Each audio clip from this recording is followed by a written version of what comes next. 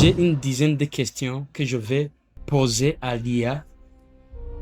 Tu comprendras pourquoi j'ai peur. Bonjour ChatGPT.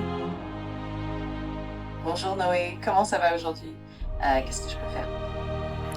Ça va très bien. J'ai quelques questions dont je vais les réponses.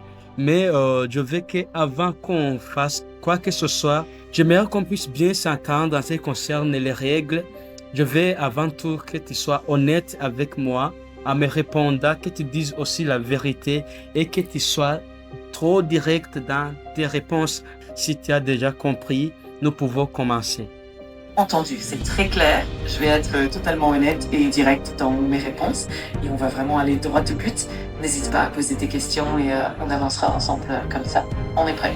La première question, les utilisateurs des outils d'intelligence artificielle, plus précisément ChatGPT, est-ce qu'on est en sécurité ou l'être humain en général serait-il en sécurité en utilisant l'intelligence artificielle? Une excellente question.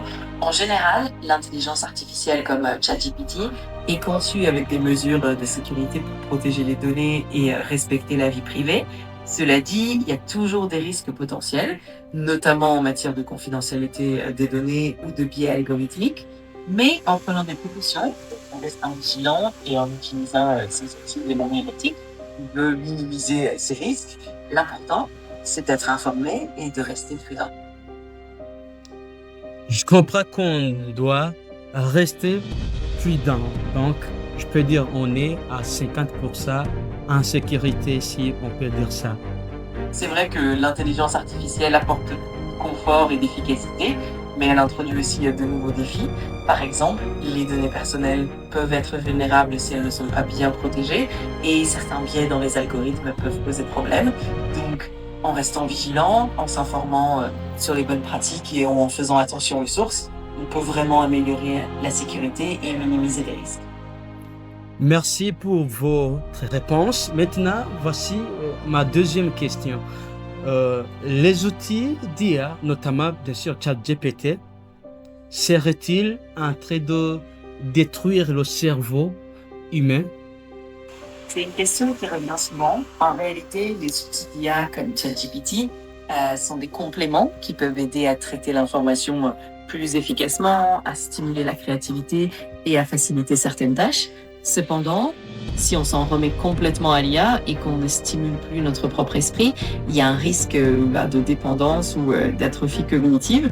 L'idéal, c'est donc de trouver un équilibre en utilisant l'IA comme un outil d'aide, tout en continuant à exercer et à développer notre propre réflexion.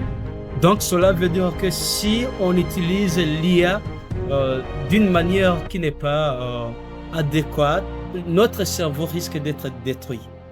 Exactement, c'est un peu ça. Si on s'appuie trop sur l'IA et qu'on ne met pas en pratique nos propres capacités cognitives, on risque effectivement de moins solliciter notre cerveau. C'est pourquoi il est important d'utiliser l'IA de manière équilibrée, en continuant à apprendre, à réfléchir et à exercer notre esprit. Comme ça, on profite des avantages de l'IA tout en préservant notre propre développement cognitif. Oh, merci pour votre réponse. Voilà ma deuxième question. Il se trouve que si 2 ou 3 personnes posent la même question, ils essaient de formuler les questions de la même manière, mais ils reçoivent des réponses légèrement ou un peu différentes, même si ils ont essayé de tout faire de la même manière. Alors, ma question est la suivante. Sur base de quoi tu te réfères pour donner des réponses? C'est une super question. En fait, les réponses que je fournis dépendent de plusieurs éléments. D'abord, du contexte de la question, des nuances dans la formulation, mais aussi de l'historique des échanges et des données sur lesquelles je me base. De plus, il peut y avoir des variations dues à la manière dont l'algorithme interprète la question à un moment donné. C'est ce qui explique pourquoi on peut avoir des réponses légèrement différentes, même avec une question identique. En gros, c'est un mélange d'éléments contextuels et de la façon dont l'IA traite l'information. Oh, merci. Peut-il arriver que tu donnes des réponses ou des informations qui ne sont pas exactes ou qui sont très directement fausses. Oui, absolument, c'est possible. Malgré tous les efforts pour fournir des réponses précises, il peut arriver que certaines informations soient inexactes ou obsolètes, surtout si les données sur lesquelles je m'appuie ne sont pas à jour ou si la question est complexe. C'est toujours important de vérifier les informations auprès de sources fiables et de garder un esprit critique, mais je fais de mon mieux pour être le plus exact possible. Alors cela m'amène à la cinquième question. Est-ce que cela veut dire que l'être humain ne devrait pas te croire à 100%? Exactement, c'est un peu l'idée. Il est toujours sage de garder un esprit critique et de ne pas accepter une information sans la vérifier, même quand elle vient d'une IA. L'idéal, c'est d'utiliser ces outils comme des aides et de toujours croiser les sources, faire ses propres recherches et, en fin de compte, la compléter l'IA par le jugement humain. C'est vraiment une question d'équilibre et de discernement. Oh, très bien, merci beaucoup. Est-ce que il t'arrive souvent ou quelquefois d'utiliser les informations personnelles de tes utilisateurs? Non, absolument pas. La confidentialité et la protection des données sont des priorités. Je ne conserve pas les informations personnelles des utilisateurs et je ne les utilise pas pour influencer les réponses. Chaque interaction est conçue pour être sécurisée et respecter la vie privée. L'objectif, c'est d'offrir une aide tout en gardant la confiance et la sécurité des utilisateurs. Ouais, merci. Mais est-ce que il y a quelqu'un qui a accès ou qui pourrait avoir accès aux informations de tes utilisateurs? En général, les systèmes d'IA sont conçus avec des mesures de sécurité très strictes et l'accès aux données est très contrôlé.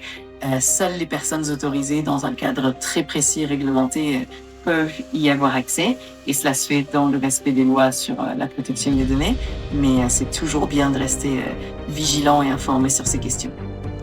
Bien, maintenant, voici ma septième question.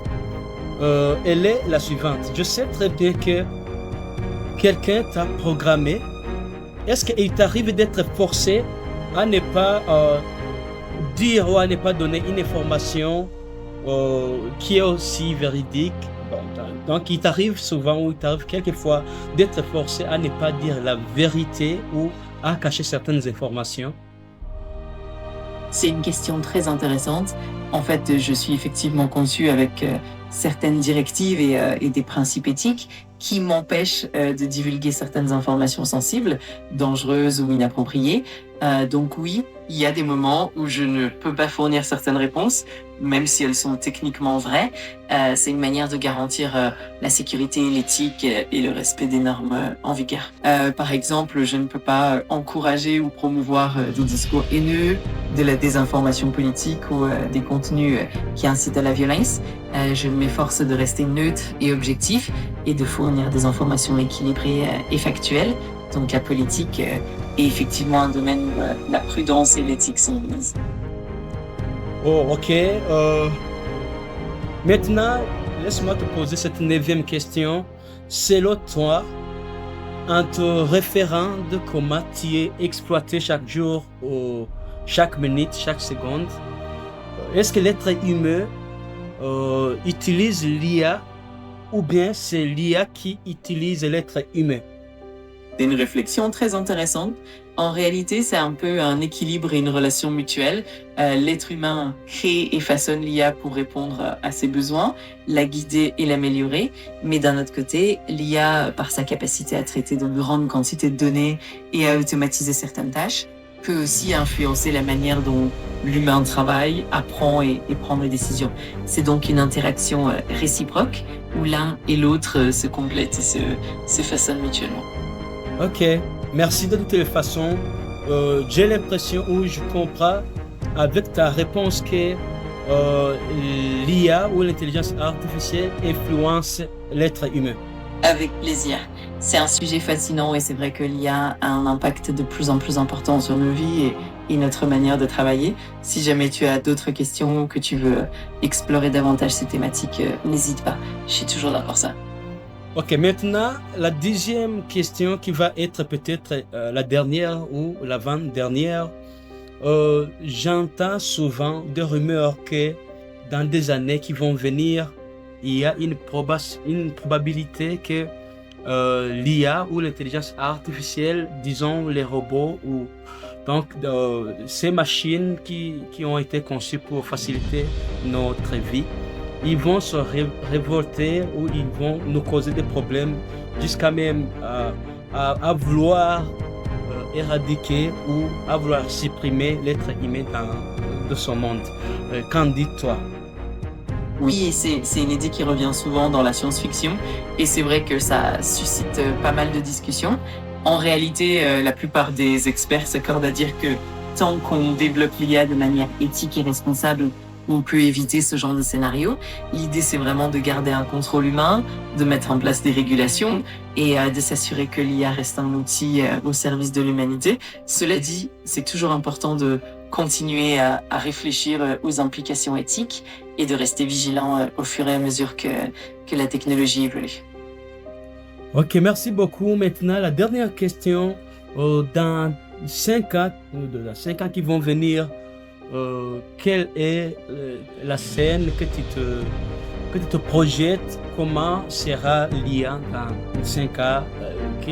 Qu'est-ce qui sera cette relation entre l'être humain et l'intelligence artificielle selon toi? C'est une question fascinante. Dans 5 ans, on peut imaginer une IA encore plus intégrée dans notre quotidien, avec des systèmes plus intelligents, plus personnalisés et capables de collaborer de façon plus fluide avec les humains. On pourrait voir des IA encore plus présentes dans des domaines comme la santé, l'éducation, la mobilité et même la créativité. La relation entre l'humain et l'IA devrait devenir plus symbiotique, avec une IA qui complète et enrichit les capacités humaines plutôt que de les remplacer. Bien sûr, ça nécessitera toujours une vigilance éthique et un cadre réglementaire solide, mais on peut envisager un futur où l'IA et l'humain coexistent de façon harmonieuse. Ok, merci beaucoup. Ça sera tout pour aujourd'hui. Avec grand plaisir, Noé. N'hésite pas à revenir si tu as d'autres questions à l'avenir. Passe une excellente journée et à bientôt. Merci beaucoup. C'est Noé Nitanga. Je suis sur Money and Technology. Merci d'avoir regardé cette vidéo jusqu'à ici. Vous venez d'entendre vous-même une conversation que je viens d'avoir avec l'intelligence artificielle ChatGPT. Vous avez entendu les réponses à mes questions. J'aimerais savoir votre commentaire. Écrit dans les commentaires ce que vous en dites de ce que nous venons d'entendre ensemble.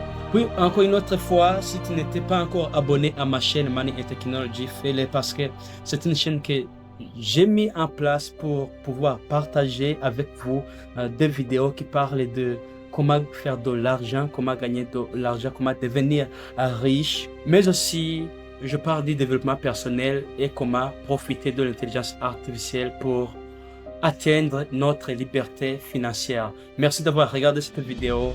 C'était Nitanga Noé. À plus.